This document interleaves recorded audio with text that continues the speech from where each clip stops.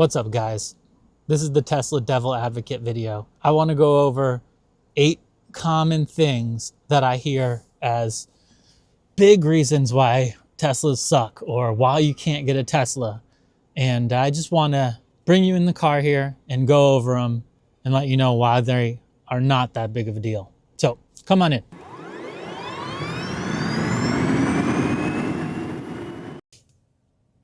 Complaint number 1. Rear visibility. This is something that is going to be hard for me to show in the camera, but the window you can see is pretty small. And that's something that people complain a lot about with when they switch over this car. I switched from a RAV4 and it did feel very tight. So I do understand that that's a tight looking space to look through, and it could be annoying. But I notice over time you do adjust, and after using it for a couple trips, you realize it's actually not that big of a deal. And you can move your head slightly, and it gives you that, sort of parallax, and you really see everything you need to. So I don't think that's much of a problem. And then I'll throw into this bucket the side view mirrors. People usually don't mention this, but they do seem small when you come from also, like I said, a RAV4. And that actually threw me off more than the rear view mirror. But with all things, you adjust and you get used to it, and now I don't think much about it. Complaint number 2, the lack of a bird's eye camera. I think that, when this came out, this Tesla Vision View, people were really giving it shit, saying how it sucked, how it looked so bad. But I think what most people don't realize, they'll realize that this is 3D and they can move around and they can see it, and it really helps you see where your car is. And when you're parking, that's paint. Those lines are paint. So it shows you here. If I look across here, you could see sort of a similar thing. There's the paint. This is built for the computer. It is understanding everything spatially. So when the human looks at it, it doesn't give us all the information we would expect that we see when we look at a picture. But cars that just have the image and the picture, they're essentially doing it for you. But Tesla is focused so much more on full self-driving. They're building their system for the computer, and having this spatially in 3D processed the way it is what helps the full self-driving understand space.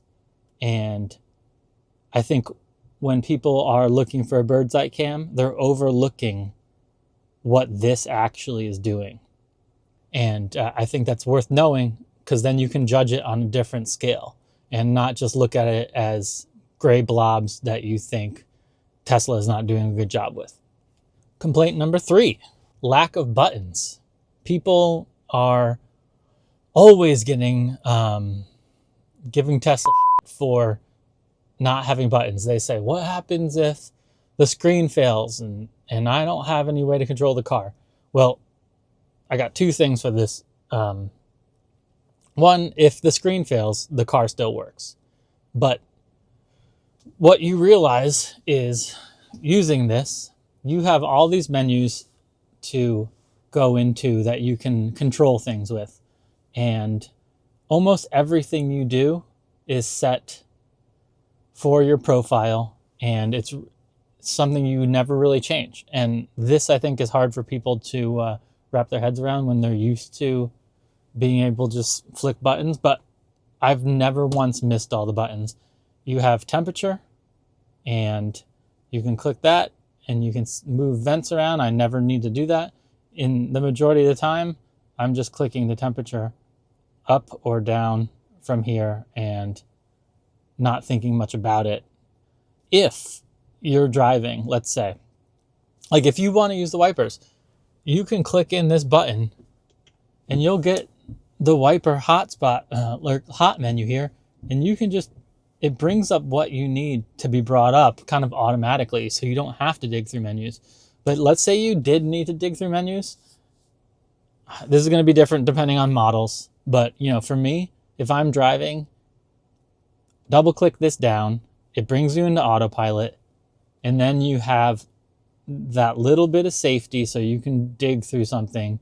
And I don't know what you're going to be needing and why you're going to need it, but you would be able to dig through a menu to find what you want, when truthfully, like, I don't really ever, there's nothing to dig through. It's a fear that people have, I think, when they're just not used to a car that is so different the way a Tesla is. Complaint number 4. This one will be quick, but people are so mad or so worried that there's no switch for the glove box. Okay, who cares? You know what? I can completely argue the opposite. The switch, and having that have no switch and having to do it through the UI is a great idea. And I think if you live in a town and you plug your car in and you have a garage at your house and nobody else touches your car, then you would find it maybe annoying that you have to go through the system. But for a lot of people out here in the world, like myself, I live in a co-op and people park my car for me here. I don't just drive this out in and out, even though I'm sitting in here. But I want to be able to put a password on that box, on that glove box, and put things in there that I don't want anybody touching, and they can't get into it. So that, I think, is so amazing. And from my perspective, I don't ever want to have a glove box that has a manual handle on it again. I always want to be able to have a glove box that works like a safe. So I don't mind coming in, clicking this button, coming in here, choosing glove box, and having to type in my combo and have my thing drop. I always keep my radar detector in here when I park the car. It stays safe, and it's not something that anybody can then yank out of my car. Also, your hard drive is in there. That's something that's good to keep secure. So complaining about the glove box, in my opinion, is definitely misled. It is a good thing to have, and hopefully one day everybody will know that. Complaint 5, no CarPlay. I guess I can understand that this is something that a lot of people like. I have used it before I owned this car. It's been years since I've used it. And I could see that it would be something that you would miss. But when it comes to having a Tesla, just drop it. Get used to using the internal nav. Plug a route in. Let it tell you how to get there. If you need charging, it will make sure you do that. Having the vertical integration that Tesla has makes this whole system work well. You have your Spotify or whatever music you want. You have your theater. All this stuff is all integrated and it works well. So if you go and put in a third party into here, you're just kind of mucking it up. And I could understand if the Tesla software was bad, then it would be so nice to be able to switch to something like CarPlay. But Tesla is actually one of the car companies that's doing it well.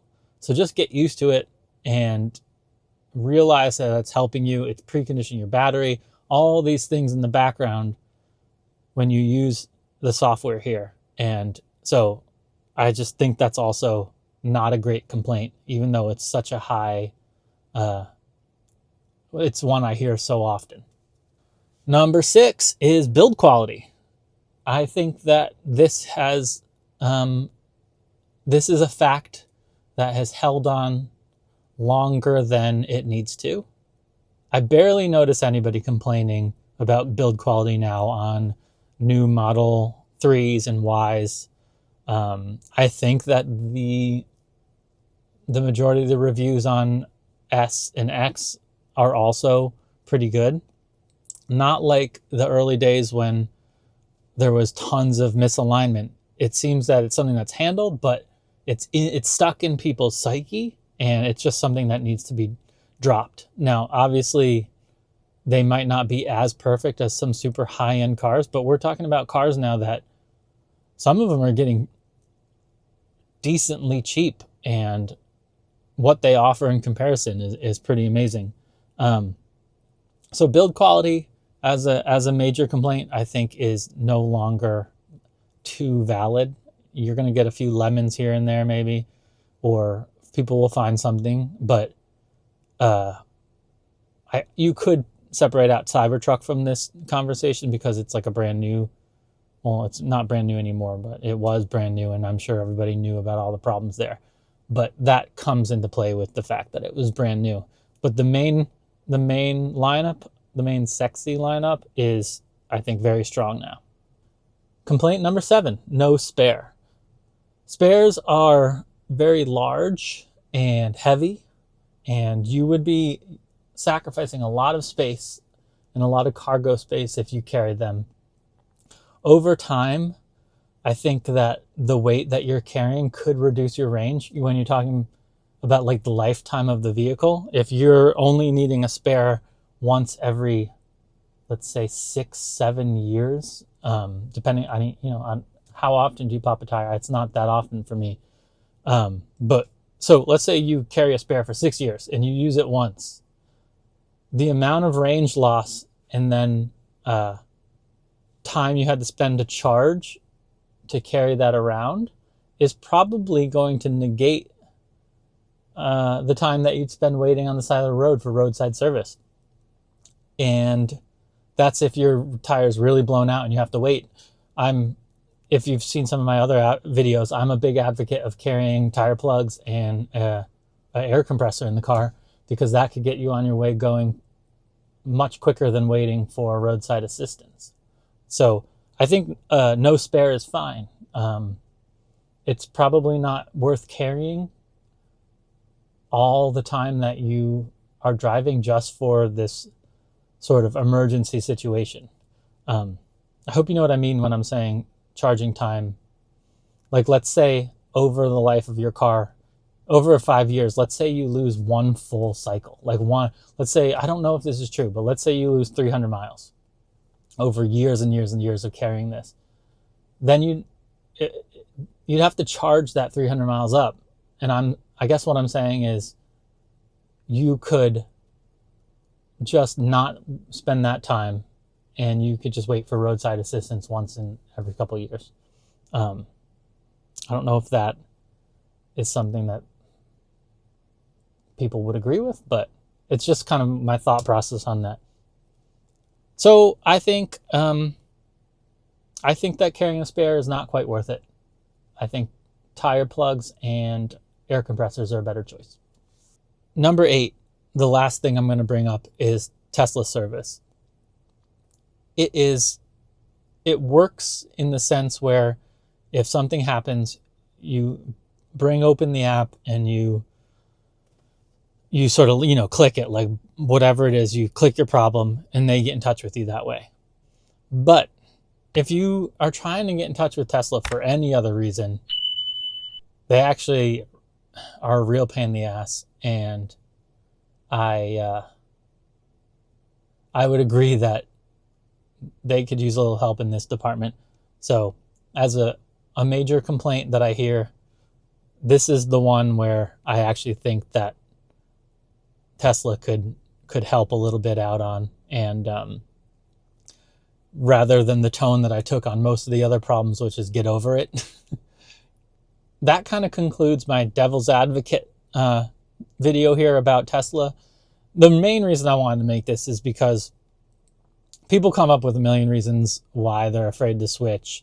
to an electric car, or why they're afraid to switch to a Tesla specifically.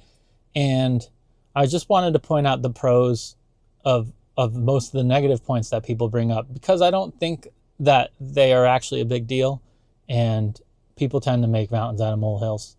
And just once you get in here, if you're an owner, you will immediately get used to it, and I can't recommend it enough. I've been very happy with this car. So consider it. You can use my referral link if this was helpful to you. If you want to buy a Tesla, you would be able to get a little perk. I'd get a little kickback. But, if not, just enjoy your day. And I hope I didn't rustle any feathers with this, because people don't want to, hear the devil's advocate or whatever. I don't know what I'm saying. Anyhow, take care. Thanks for watching, and I'll see you next time.